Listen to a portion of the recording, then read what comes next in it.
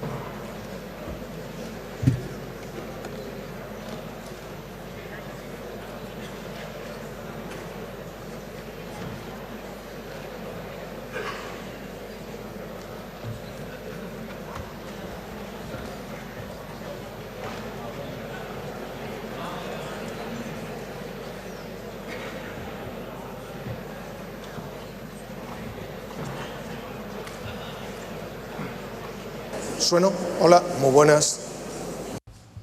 Hello, Jose Antonio, where are you? Jose Antonio, don't take the mic away with you.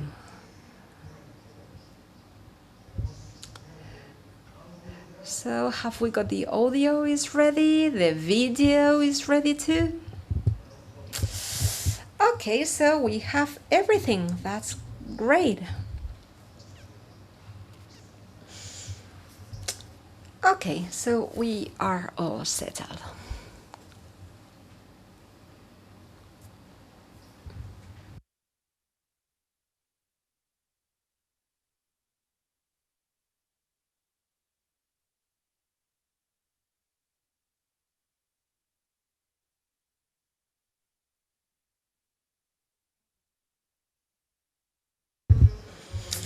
Hello.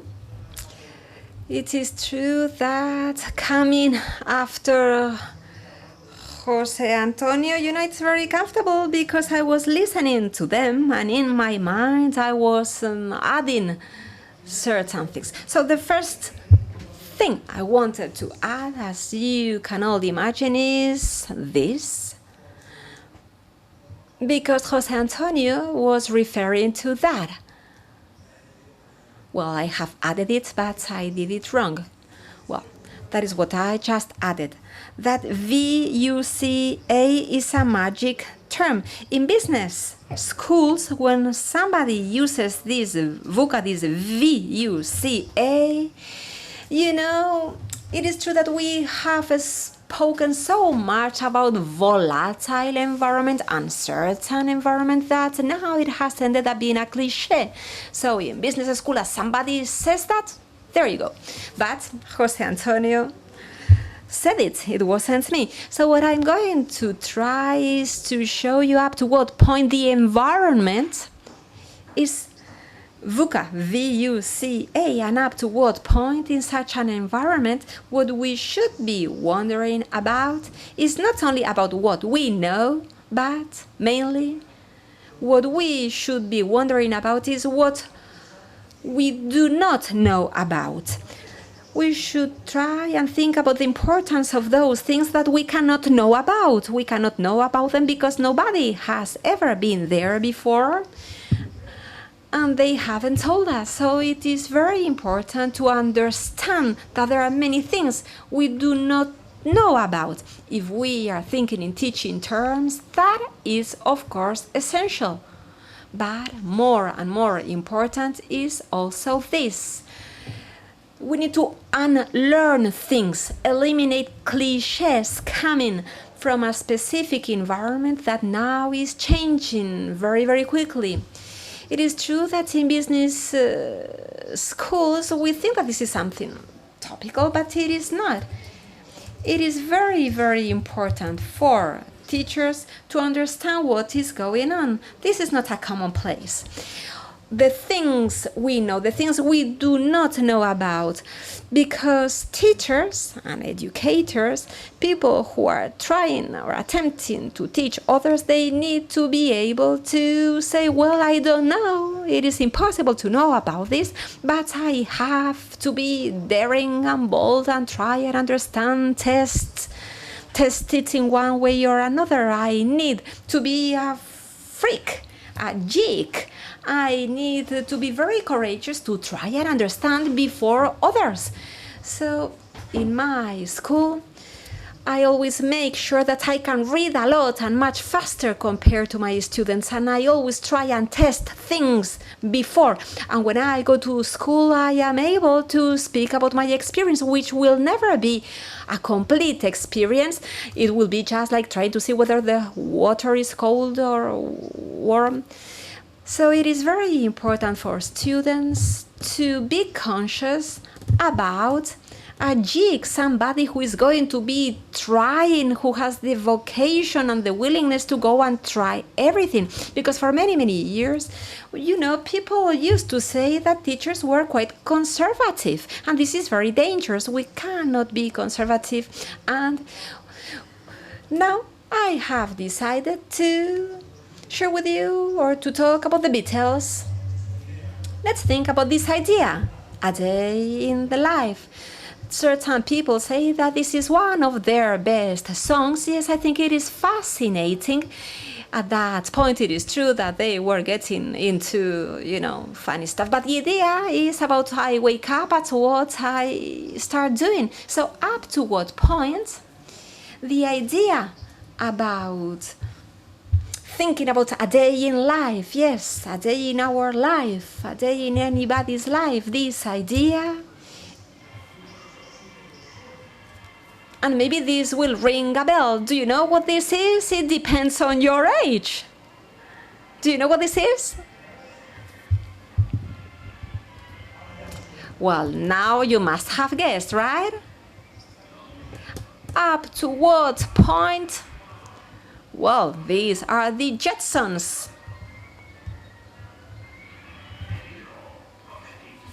Here we see the Jetson family.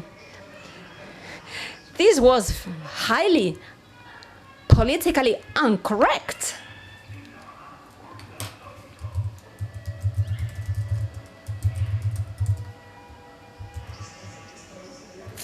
Today, this could not be accepted. Directly, people are going to say that you are, machist. So, up to what point do you feel like the Jetsons? Our car cannot fly. We still don't have flying cars, but let's start thinking up to what point. This is important because this series was done between 1962 and 1987. Look at the span of time and how they were trying to imagine the future. So let's try and see whether the future I'm going to be describing looks like that, like the Jetsons, or we are not there yet. So I wake up in the morning. I am at home. And if you don't understand that, is that you are not freaky enough. That is the IP address of the local computer. So I wake up at home, and at that point, when I wake up, I am where we all are, the best invention of humanity, of humankind. That's my bed, but there is something essential there, which is that little table by the bedside, because it is there where we put that. And that is more and more important every day. They are getting loaded. That has become something essential, very, very important. The world today is divided between people who stay in bed looking at mobile phones, in Twitter, or people who go elsewhere with their telephones. Well, such as, for instance, that place. But We spent a little while there, sitting down there, and very quickly you take a look at the weathercast, you read some emails, some tweets, you go into Twitter, you read all that while you are sitting there, and then you go to Facebook too, and of course some videos with kittens, with little cats, which have become essential too. And this is another joke, another freaky joke to verify if you are freaky enough or not. More and more, we need to have many kittens. As many cats as possible. They are very successful on the internet, yes? So, where are the kittens in education that make us turn around? How to obtain kittens, little cats in education to attract our students' attention. I don't know, cats seem to be very important. Not long ago, there is Banksy, this street artist who, look at this, this is in the Gaza Strip. He painted a cat and he said maybe everybody will turn around and will be taking a look at, how bombs are being dropped here. I put a cat and people are going to be looking at us. So how to obtain those kittens, those essential cats in our education approach. And mobile phones are something essential. This is our working table, and our working table is evolving. We have apps, applications, and you end up having your sunglasses, the computer, and your mobile phone, depending on where you live. You may not need the glasses. So this device is essential today. What is that today? For some people, that is still a mobile phone. But if you say that this is a mobile phone, think it over. This is not a telephone. The function, the fact of doing this and talking, that is not what you spend your whole day doing. You spend your whole day, sending messages. This is not a mobile phone. This is a computer. This is a real computer. For some of us, it is very important when we have to make the choice and buy a mobile phone. A computer is just a computer, but mobile phones, smartphones have become something critical. And a mobile phone is not just something, it's not just the mobile phone. We have apps. There's an app for that. That is the idea. What does it mean? There's an app for that. It means that, yes, it is true, there are apps for absolutely anything. Last week I was trying to put a picture on the wall. I was not sure whether it was straight, and I downloaded an app to verify whether I was putting it correctly or not, to see the level, if it was straight or not. So I could use that lab, and and it was as if I had a spirit level. So many devices, objects that we were used to having, we were used to wearing. Maybe you recognize this Palm Pilot. I am nostalgic. It was so good as a device, but all those things, all those objects, suddenly they all have been replaced by just one device, by this single device. No wonder young people spend the whole day with their phone.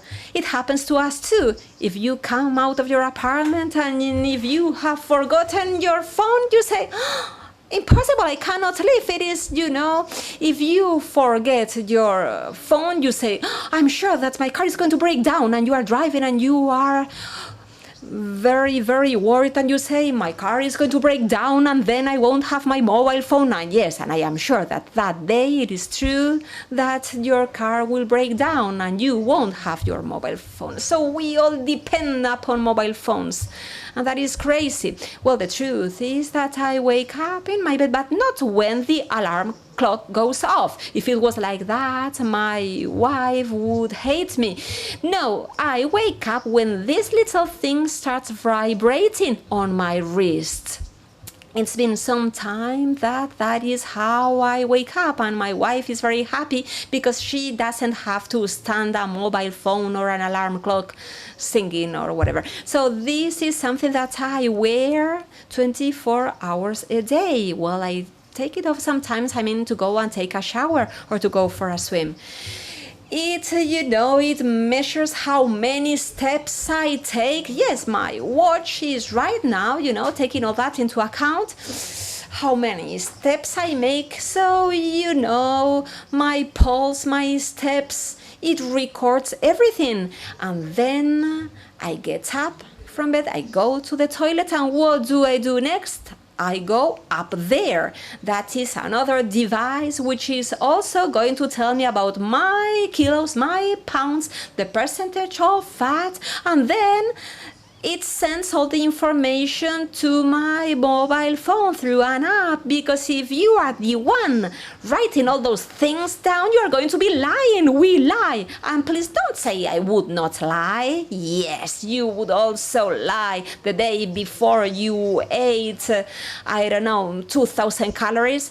Well, that is what we all do. We lie. So if you go up there, and if then you wear that watch, at the end of the day, you will know about how many hours you have slept, your heart activity. You will know how many steps you made, how many miles or kilometers. You have all those data.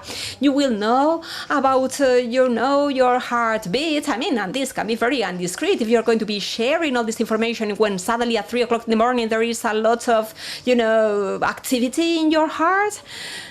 Somebody will say, oh, you got lucky last night. Lots of activity, many data, figures concerning your activity. You will know about the evolution of your weight. And we even use it to compete against our pals, against our friends, to compete and see that there I am, and my friend Mauro, who is up there, who is crazy. He runs marathons, and there he is, and he is always the first one. For me, it is a motivation to see Mauro there. Well, I don't try, or I don't attempt to catch up with him. So this is a social phenomenon. All through the days, at certain points, I will go out to walk, but not just like that. I will be using the app, which is going to be tracking. It's going to be making a map. I will know if I was going up, down, and everything. Not bad, right? In the past we just used to come out and start working, and then it also plays a social role. So it's funny. Apps like this one in the last 3 years, look at the apps, and there you can see different sports brands who have decided to invest money to pay for these tracking devices. For instance, Adidas decided to spend all those 239 millions, there are certain years when I don't make that money, to purchase this fantastic app. And this fantastic app, why is it important for them to have this app, this fantastic thing? In the past, they used to sell shoes, running shoes, but now they also know that users who go through Fantastic, they are going to be saying when were the shoes being bought, how is he or she using them, and when should they recommend this client to change their shoes. The company will say, well, I think that you should start thinking about replacing or buying new shoes. So up to what point in the world of education, up to what point are we able to monitor all these things, these variables, all this activity? So let's think about all this. Let's think that, for instance, I am already playing with other devices. That's a Xanadu. It is that big. You put it here on your forehead. I love trying these things. So you put it on your forehead, and it is going to find out or identify 9 different parameters. your blood pressure, your heartbeat, temperature, etc., etc. Of course, that is sent to the app so that you can track it. In fact, the product is the result of one of these crowdfunding campaigns. They wanted to raise $100,000 and they ended up having more than $1 million. More than $1.5 million. And this is the idea. System is that you only connect with the system every now and then. We are in the biggest tsunami of personalization in the world, but for medicine, we are still waiting in line in an emergency room. With your smartphone, you can find out about anything, anywhere. Uno de los problemas del sistema. One of the problems in the system, what is the problem? That we only go to the health system when we are sick. When we are not healthy, I think that we should be in contact with them all the time, and not only when you are sick. You go to a hospital and the first thing they have to do is to take your blood pressure and everything. No, that should be there. They should know about it. Everything has been monitored. It would be much more practical, maybe more expensive and much more complex too, but all the information should already be there. So this is how medicine is evolving. Now you put this and it gives you many different parameters. So let's take a look at another important device made by the same company. Do you know what it is? Can you guess? Yes, you go to the loo. You go to the toilet with, yes, and it tests your urine. And then you can scan those colors and you have a real-time test. Well, I still don't have it, but I would love to have it. Real-time monitoring. You can already monitor anything. If you are diabetic, you can test, the sugar level, glycemic level. You can also monitor what is happening during your dream. There is an app that you just put it on the mattress. You put it on the mattress next to you, and according to the movements and the heartbeat, it is going to tell you about the stage of dream where you are, and then it will wake you up. Because if you are waking up, well, you are having a nightmare or a dream, then that wouldn't be nice. You would have a bad day the day after. So imagine up to what point are we connecting with our students only at the end when exams take place, or are we hooked to them, connected to them in a different way? Here we have somebody from Apple presenting the watch, introducing the watch, which is a health device, that is what they say. And they have launched it in partnership with the Mayo Clinic group and also with many different relevant stakeholders in the world of health. So this device is going to become something to monitor our health. And at a certain point, there will be a doctor coming. This is happening in Spain. A doctor, if you have got sunburned, you are going to be given a specific cream so as to control those burns. And then he will be telling you to use this photo skin app, so that photo skin app can monitor and check, how much time you are under the sun, and the doctor will come to you and ask you to download this app. So when Google, for example, well, yes, I know that many of us, whenever we have a problem, I say, I have a stomach ache and I feel this or that. Then you type all this into Google, you go to Dr. Google, and Dr. Google, well, of course, doctors hate it. Practitioners hate this. When you go to the practitioner, the doctor will say, hold on. So what Google has done is that is going to be generating something so that you can go and check and ask a real physician. So Apple's approach is even funnier, taking into account that you are going to have a smartphone or a watch with sensors and that you will be monitoring all those things. If you want, you can donate your data to medical research teams. And then what people are doing, when it was launched, 10,000 people decided to donate those data. With the right safety, they donated all those data to medical teams. And then they can end up sending you apps so that, for instance, you can blow into your mobile phone, and like that they will be able to calculate certain things. It will be a spirometer. This woman. For my granddaughter, maybe when she's 25, they'll come up with, oh wow, that research study that was done in 2015, with the iPhone was really key in making a breakthrough on how we can better help asthmatics. She'll say, wow, my grandma was a part of that. Fijaros en la motivación. Motivation. The motivation to get engaged is that I can contribute to cure asthma. My granddaughter suffers from asthma too, and my motivation is that in I don't know how many years' time, the girl would say or will say, oh, my grandma was doing this. Well, or the economic motivation. They have 100,000 people, after just 1 year. With this Apple Research Kit, 1 million people are already sharing their data. A medical research team could never have as many samples or as many data as now.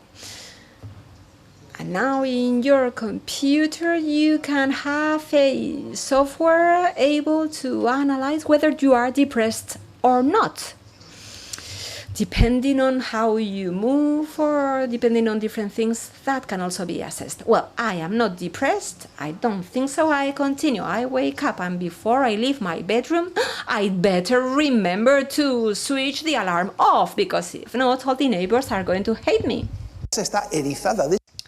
So my house is actually full of sensors. So if a bad guy comes in, they start ringing. But these sensors give me all sorts of information about my house, who's in my house, whether the house is empty, whether the dog's there, whether the dog isn't there. My house in La Coruña, as I don't go there very often, I've got a simpler alarm, which is a simple alarm with a camera that actually monitors the lounge.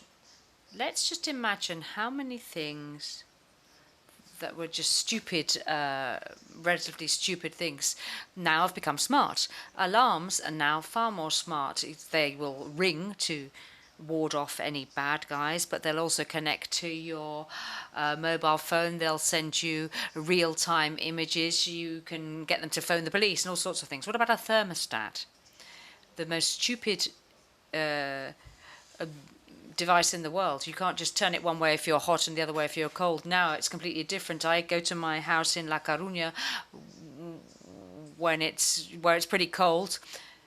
When there are 300 kilometers left of my journey before I get to La Coruña, I can actually turn the heating up. What about a smoke detector? The smoke detector can also tell your mobile. So things are becoming smarter.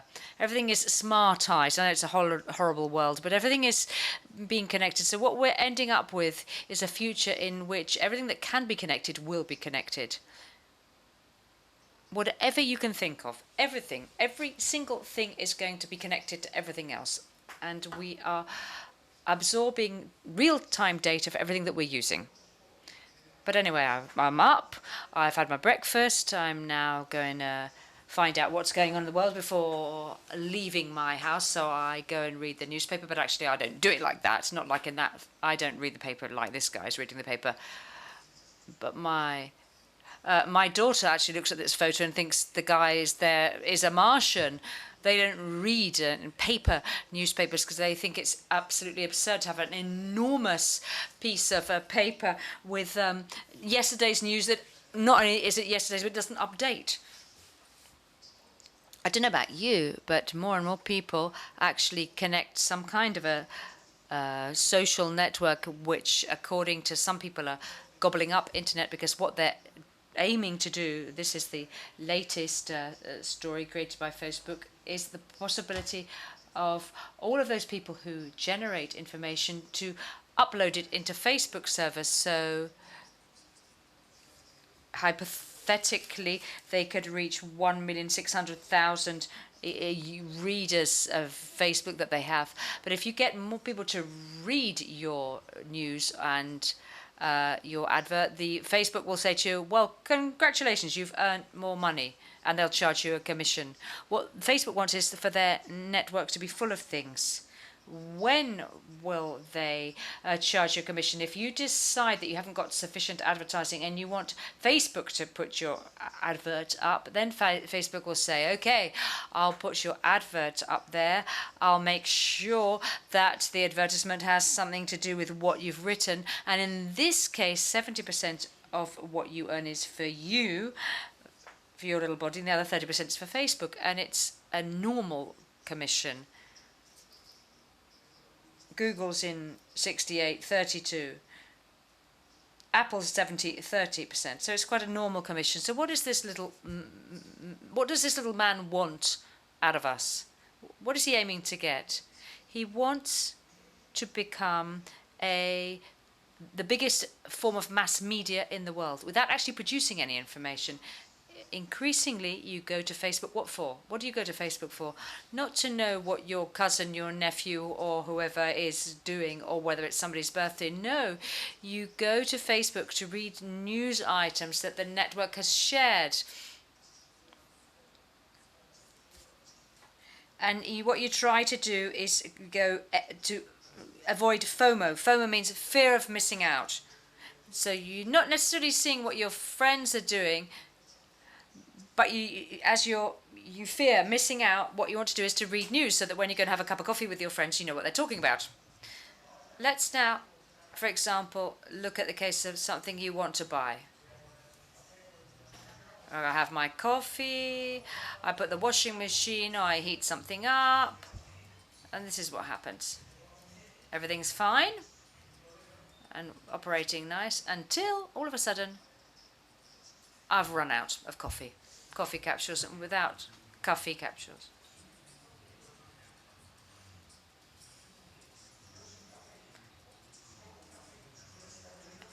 If I'm this boring with coffee, imagine what I'm like without coffee. So what has Amazon invented? Amazon has invented a little button that you put where you normally use a product, for example, the washing machine and the coffee machine, little buttons all around the coffee.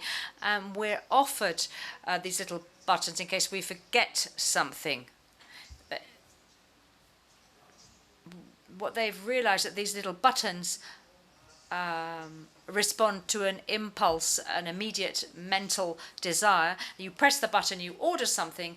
As soon as you press it, what have you set off? Well, you've set off this process in which, in an Amazon warehouse,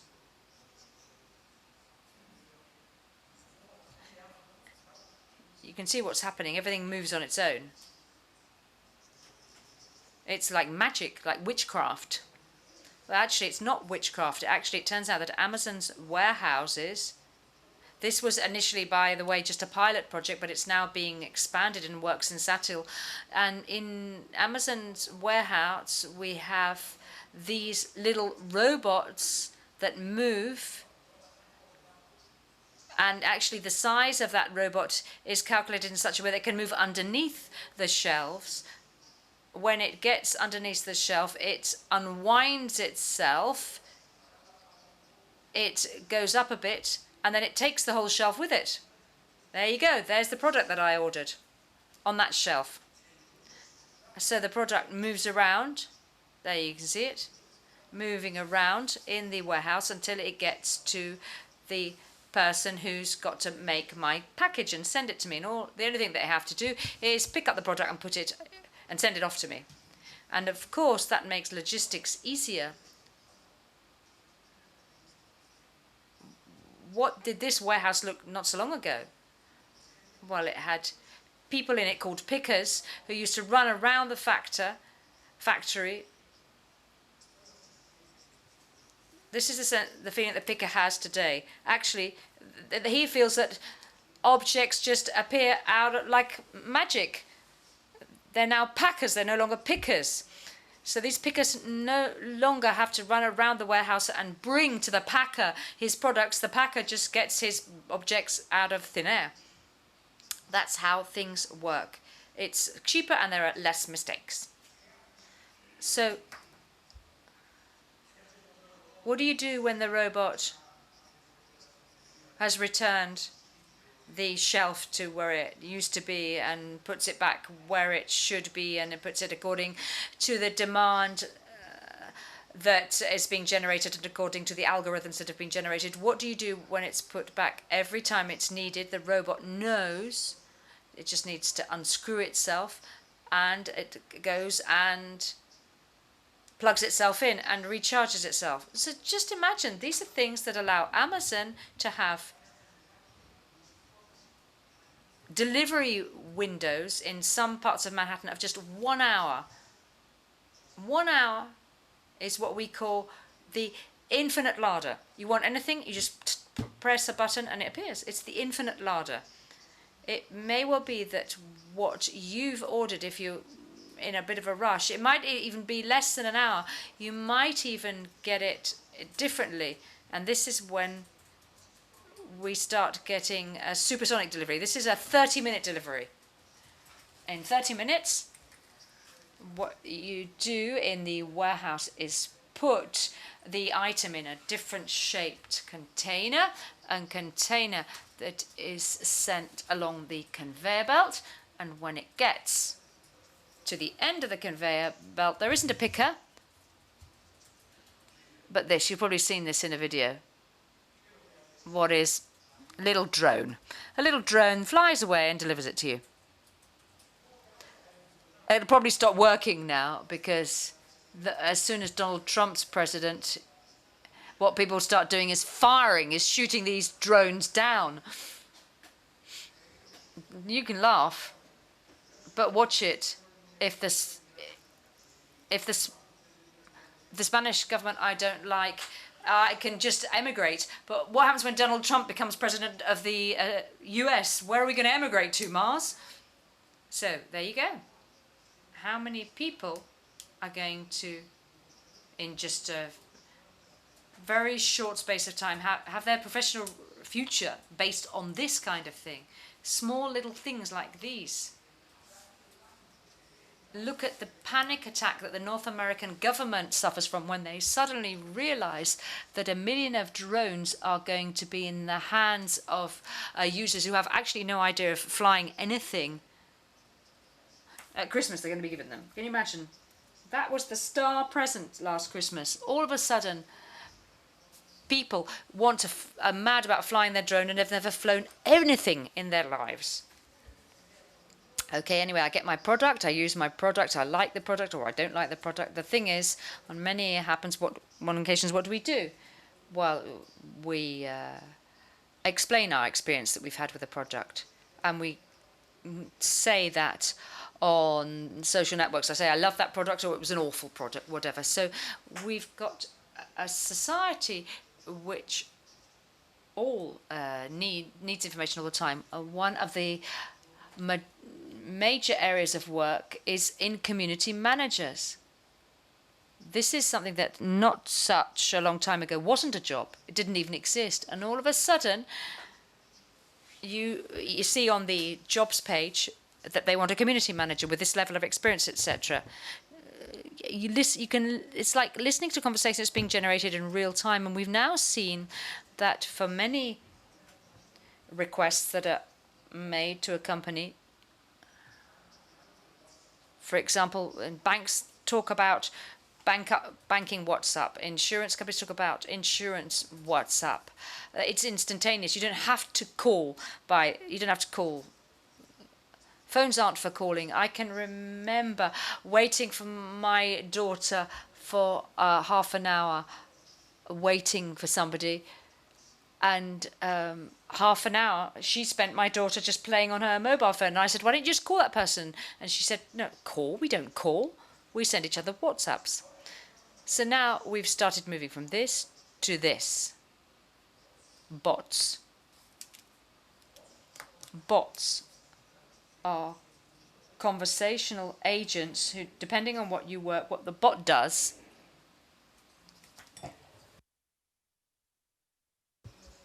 it can react. It can understand what you're asking and get the right answer from a database and simulates a natural conversation so that it's more functional and so that it's easier for you to work or quicker for you to work. Let's think of a company such as Kik. This is an article written by the founder of Kik, who talks about the number of things they're doing with bots. For example, in Kik, now you can get a bit of everything. You can 6,000 bots reaching 300 million registered users. People who interact with bots. There are all kinds of bots. Sephora has a bot in which you can send a photo of your face, you send it to them, and they can tell you whether you put your makeup on right or whether you're wearing the right fashion. Imagine. Here you've got an image of how this app works in Sephora, this bot works in Sephora. This person knows that they're not talking to a person, they're talking to a bot. And the bot keeps the interaction going and responds to what you ask. This is more and more important. Anyway, I leave my house, I close the door. Well, actually, no, I don't close the door because the door lock detects that I'm leaving the house and locks the door. And when I come back, it knows that I'm going to come back and it'll open for me. In fact, just actually going to open the door will open it automatically. That's great. The smartization of everything, the interconnection of everything. So I have to go off to work, so I get in my car. My car is none of those three. I'd love it to be, but these three have something special about them. They're all electric vehicles and have a great deal of autonomy, quite a lot of autonomy. The first two cost around 80 to 90,000 euros, but the bottom, which is the Tesla 3, only costs 30,000, and it's electric and it has an autonomy of a large amount of autonomy and only costs around $30,000, and it's on the market. So what does this all mean? Well, it means that in a very short space of time, in a far shorter space of time than we'd thought, we're moving from a system in which we don't actually have to own a vehicle. In fact, we've realized that actually having a car has been a historical mistake, which has led us to congested, polluted cities with car jams, which has led to other alternatives which offer us a service rather than possession. And why does this all work so well? Why is it that majority of people who use Uber say they've had a great experience? Well, because it's a social app. When you pay, and of course you have no money on board, the first thing you do is assess your driver. And if that driver gets less than 4 stars, 4 out of 5, automatically Uber gets into contact with the driver and asks them what's happened. And you say, what do you mean, what's happened? Oh, you've got less than 4 stars. Whoa. The next thing is they ask you a few questions about the car. Get out of the car, get in the back seat, look and see whether your car's clean from the back seat. Have you had a bad day?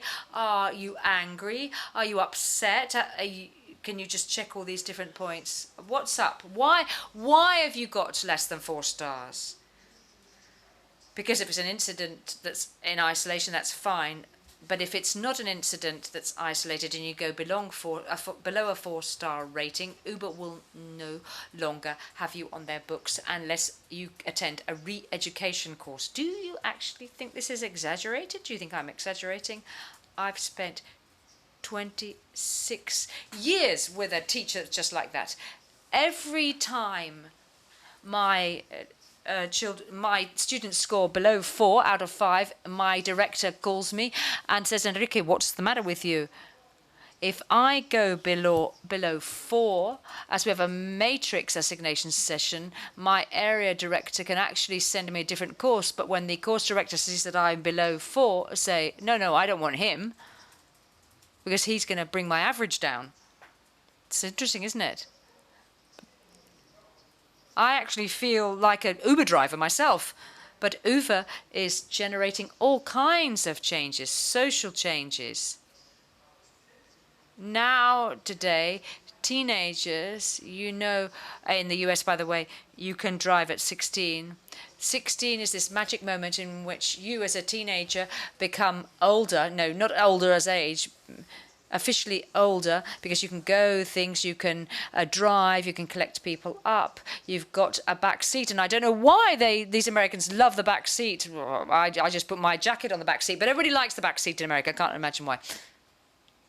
So nowadays, that's not like that. No.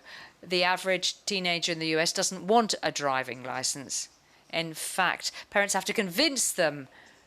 What average teenagers actually want is the credit card, mum or dad's credit card, stuck into the Uber app. Uber controls whether its drivers drive well, or whether they're Mad Max type drivers or Fernando Alonso type driver. But they control that using the mobile's sensors.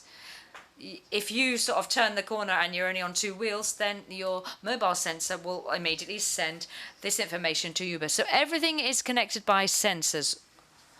There are an increasing number of vehicles that have a black box. It's very expensive now in the US to ensure a new driver in the US if you don't put a black box on the car, so that they can find out how children drive and punish them if they drive too fast. When we see this nice little thing, or this other nice little thing, which is on a Ford Fusion, when we see these kind of things and we start asking ourselves, where are we? What are we heading for? When we try a car that actually does drive itself, and how those who are trying a car realize that when they take somebody else to trial the car, he's nervous and looking at how the other person drives. But when the other person decides to try automatic driving, the driver just starts looking at his mobile phone. That means he trusts self-drive more than human drive. And in the future, nobody's going to be able to live off driving. Imagine a world in the future in which there are no lorry drivers, there are no taxi drivers, and we'll be doing other things, reading or whatever.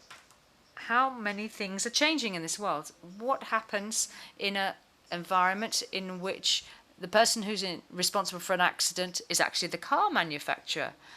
And Google and Volvo have said that in the case of an accident, they will be responsible. They will be held responsible. It's an interesting environment, isn't it? There you've got companies prepared to buy fleets of driverless cars. And there you can see that the provision for the year 2020 is that there will be 10 million self-driving cars. So if you want to change your car, or if you want to stick with the car that you've got just for the final four, and it may well be the last car that you're ever going to buy. Just think about it. You may never buy a car. Anyway, let's go back and talk about what José Ramón was talking about. This isn't chess, this is a game called Go. Go is a lot more strategically complex and has far more possibilities of getting things really involved than chess does. And there's an algorithm that has actually managed to defeat the two best Go players in the world. What happens with this? What are we talking about when we talk about this? It's not so much artificial intelligence. We're talking about a point which we've reached in which artificial intelligence already has such high or such low entry barriers so that anybody here can use or design artificial intelligence.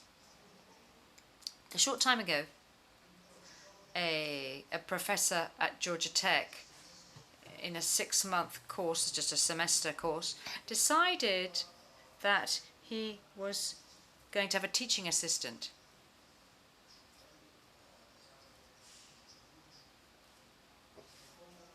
And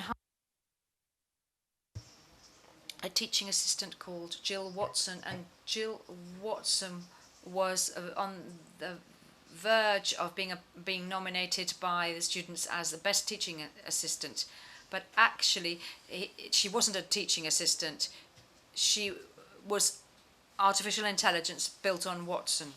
So you need data to educate. This gentleman had been systematic, and he'd actually archived a whole series of questions from previous years when he taught, and the robot is not only to say yes, this question looks like this one, and put the reply out, but it can also create new replies.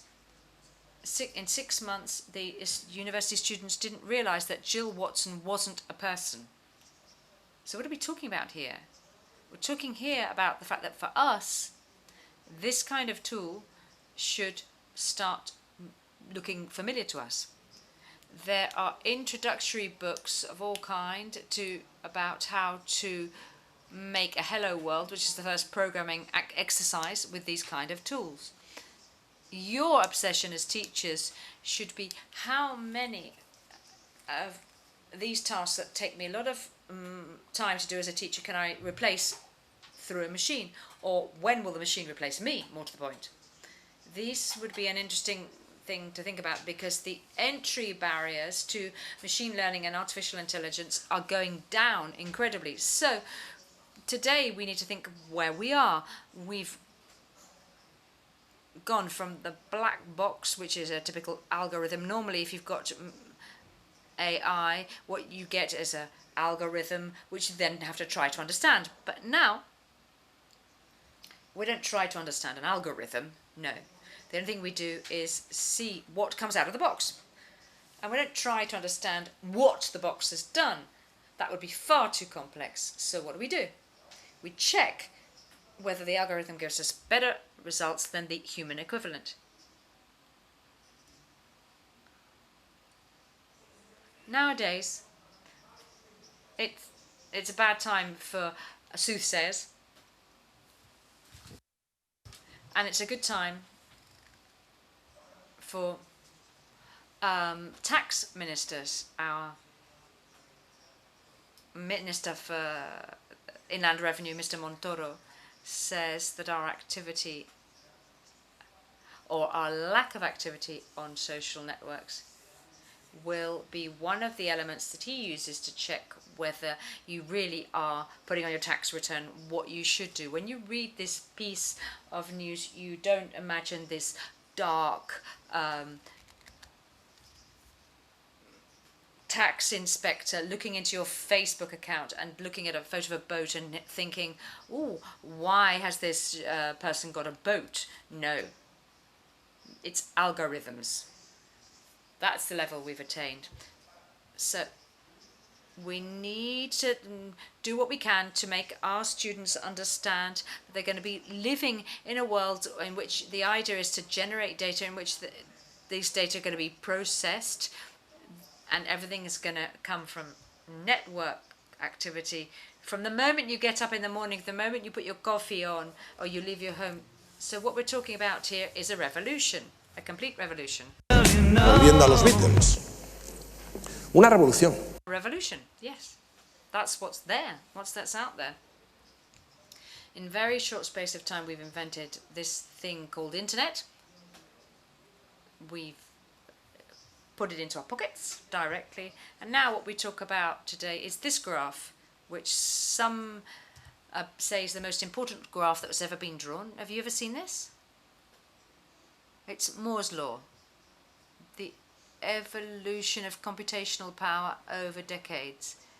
It's logarithmic, so it's easy to plot. And as it's logarithmic, what it says is that today there are things that we feel are supersonic, that today a computer is something that you buy with a magazine and it just costs you £5. So you buy this magazine, you get a free computer in it. A computer, you remember? The effort you had to make to buy your first computer. Now you're gonna buy a magazine with for £5, and Moore's law is responsible for the fact that Lara Croft is actually getting better and better looking and comparable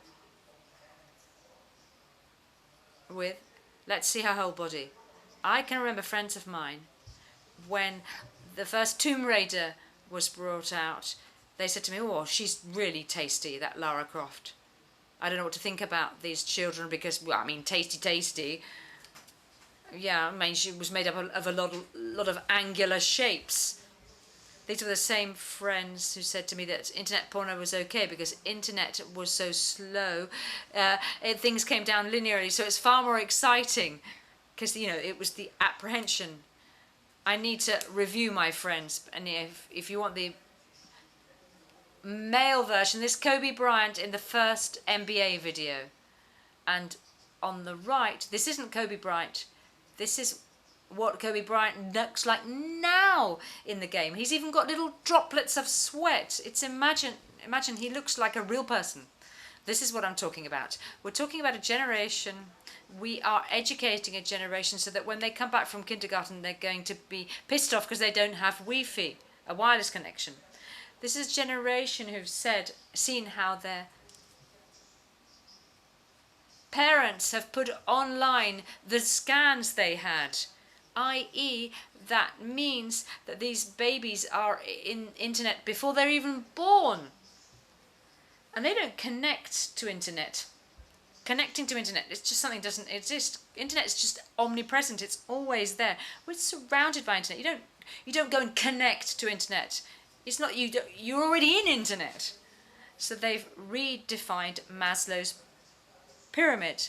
And now when we talk about basic needs, we no longer talk about the physiological needs at the base of the pyramid, about food and shelter and warmth and things like that. No. The basic need today is quite clearly a wireless connection. Is being online. If you don't get wireless, you get very upset. And there's an even more basic need than that, which is, of course, a battery. You want to be the heroes of your children, your grandchildren? Put a battery pack in your pocket, and when you see them getting frustrated and they haven't got any battery left, you put your hand in and you get your battery pack out, you offer it to them, and you suddenly become James Bond in your children's eyes. They look at you as if you're their hero. Watch it, do it, try it out. When you go off on a trip, and try a MiFi. A MiFi is a little thing that you can use for a local SIM, and then things becomes your wireless. If your wireless is in your pocket, then your children won't move from your side even half a minute because they know that dad is wireless. Dad is wireless. You're just a hero for your self-esteem. It's amazing. Makes you into a complete superhero. And it even works with teenagers. They will never leave their parents' side. Just imagine what that's like. Esta generación, ¿qué vemos? Los vemos en un bar y los vemos, pues eso. So here they are. That's what they look like, right? What do you think? How do you feel when you look at them? Do you think that this is a terrible generation, that they will never make it nowhere? Look at how they relate with each other. That's not social life. Do we really think that this generation, yes, they won't be able to survive? They are unable to walk in the streets. Look how dangerous they are if there is a car coming, imagine, and if they don't end up being killed in the street, they will be killed because, you know, they are going to die because they don't eat. They ask for a pizza, and instead of eating, they take pictures of it. You try and eat it, and they say, stop, I still haven't taken the good picture.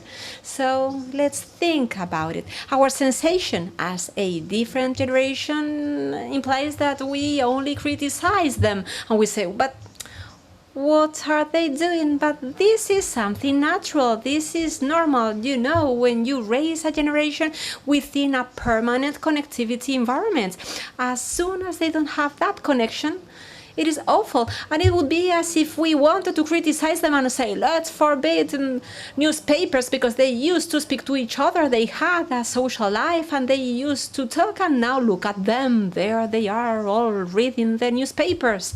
They should be banned.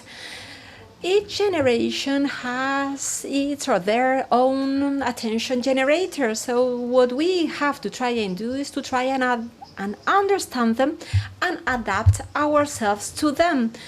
Don't ask them about certain things. What did they do on holidays? But take a look at that. Go to my Facebook. I posted my pictures.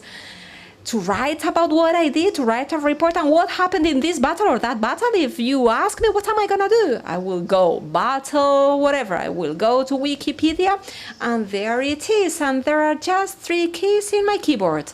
Here they are. So what happened in this battle? Control C, Control V. There it goes. What did you ask? There it is. Take a look, and their feeling, their sensation is that memorizing things is completely absurd. If I want to know about this battle, I go to Wikipedia and I read about it. So how we teach needs to change. It needs, yes, explain me. That is what we should be saying to our students. Explain me, why was this battle interesting or not? Tell me things that are not written anywhere. Tell me about it in a different way. Use a different tool that I don't know how to use, because I try and use everything, but I am very, very bad with videos. Whenever I try with videos, I realize how silly I am. But if you come to me with a video, I will be so happy, and then I will be able to verify that they have been working on that topic with a different tool that I don't know how to use, but that they adore. So I challenge them to do things that I have not tried, that I have not tested. So the motivation is different. Education needs to change, yes, because today we have a device in the pocket, we ask, we pop a question, and there it comes. So let's just imagine. The famous learning by doing, or up to what point can you challenge your students? And yes, we need to turn into geeks. We need to have this mentality. We need to be willing to try, to test, to claim that pride. The proud of being freaky, in the sense that I want to try anything. Maybe I will end up not enjoying certain things, but I need to try. Education, technology.